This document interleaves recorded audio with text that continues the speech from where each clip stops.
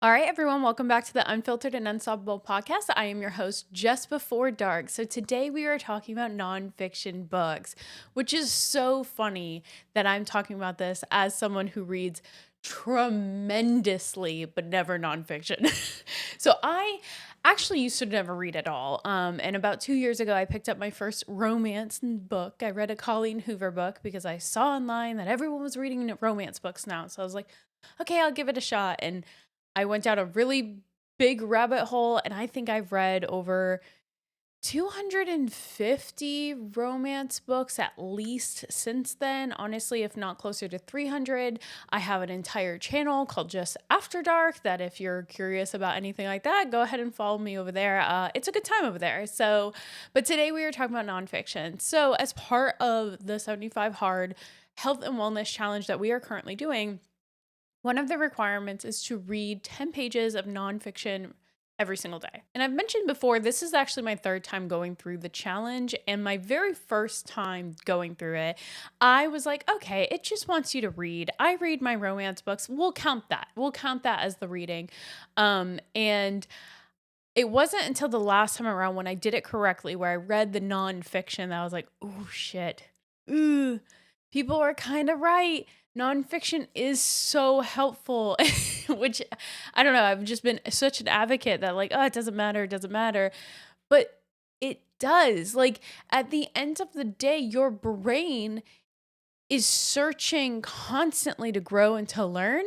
And it's just eating up whatever you're giving it. And so if you don't give it something of substance a little bit every day, you're not giving it any of that food for thought kind of thing. And so I noticed that once I was reading nonfiction, my viewpoints on things changed, my mindset shifted, everything slowly became different than it would have been had I stuck with only reading fiction books. So, some books that I have read so far this year, the very first one was like specific to content creation. So, like, I wouldn't even recommend looking into that. But the next book I read is called Atomic Habits. I'm sure everybody's heard of it. It's such a generic, like, that's the book you read Atomic Habits. And it feels so intuitive. Like, you should know how to create a habit.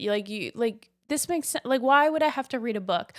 But it's all those tiny little details that you kind of forget that you're not actively thinking about in between, that book helped me tremendously. So it kind of goes over like how you're structuring your life on a day-to-day basis is you're looking at trying to make a big change. Like, you're trying to get somewhere, but like, you're not setting those tiny, tiny steps every single day to put you in a direction of being successful.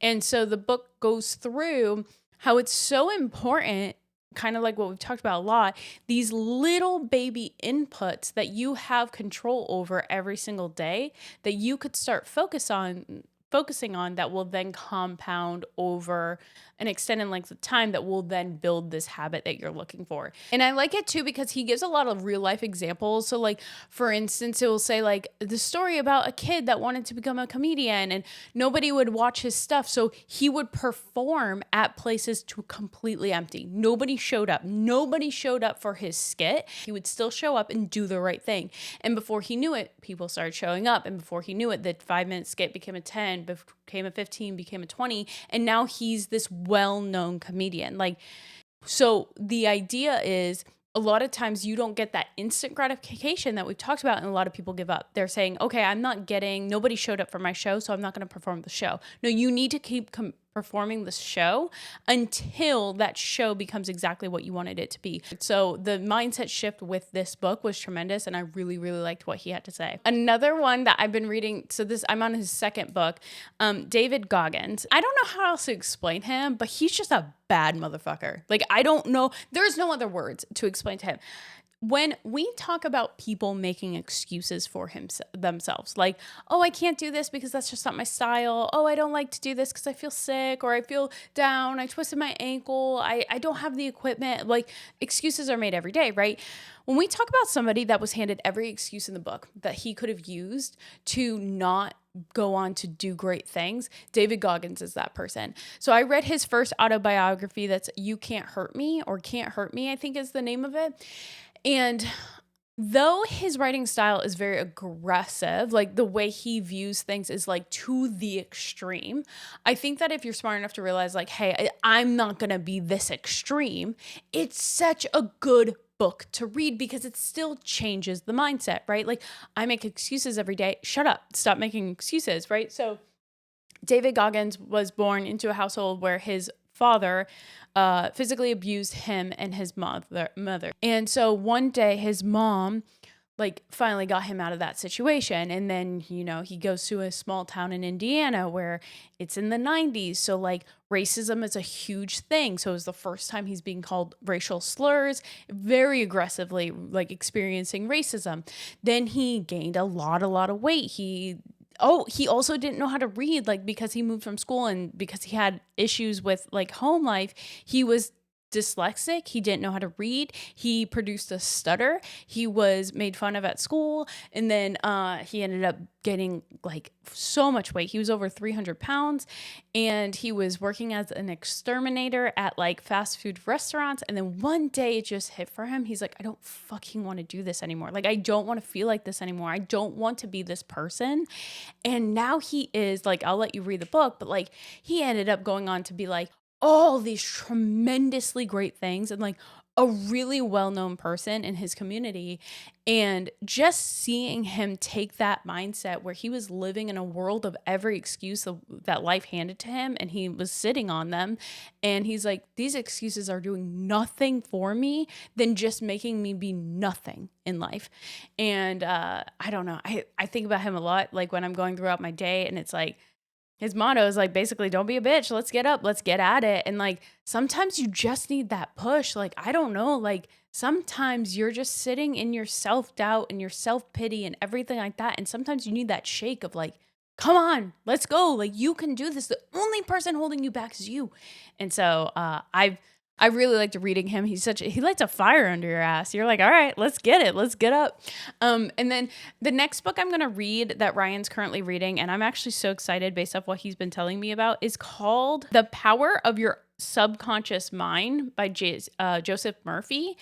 It is essentially talking about like your conscious versus your subconscious mind. And from what I've heard is your conscious mind is essentially the boss. Like it will tell your subconscious mind everything that it needs to know. And your subconscious mind does not think on its own. It just says, okay, the boss says this is important, therefore I'm going to make this important. And I've always kind of known this. Like for instance, if you're driving down the road, think about the car you drive. You most likely notice a shit ton of the car you drive on the road. And it's not because your car is so significant. It's because your subconscious knows that the conscious mind thinks that's important. And so we've talked about this before, like gaslighting yourself into thinking good things about yourself. So again, this is supporting the theory that like when your conscious mind is saying, hey, this is important, like you look good, you feel good, everything like that, your subconscious mind will make that happen for you. This book is like the scientific proof behind how the brain works and how everything I've like been learning about, like why it makes sense, like why gaslighting yourself makes sense, why manifestation makes sense. Like if you tell yourself today, I'm gonna do XYZ, your subconscious mind starts to make everything around you be like an opportunity to do XYZ. But the second you say, I can't do something, the subconscious mind will say, boss man says we can't do it, therefore we're gonna look for every excuse. So again, I haven't read it yet, but that's like what Ryan and I have been having a lot of deeper discussions on. So I'm really excited to read that one too. So again, I've read a total of 3 or 4 nonfiction, so I don't have a whole lot for you, but as I read more, I'll let you know. But so far, these have been really good. I really think the mindset shift of just like letting yourself learn through these books is important, and I immersive read them. So I do all of them as an audiobook, and I look at the physical book when I'm reading, and I think that helps me like hone in. Otherwise, I'm just like, I'm not entertained, so like my mind goes elsewhere. So if you're having that problem too, and it's not like, when I read a romance book or a fantasy book, my mind is in the world, try immersive reading.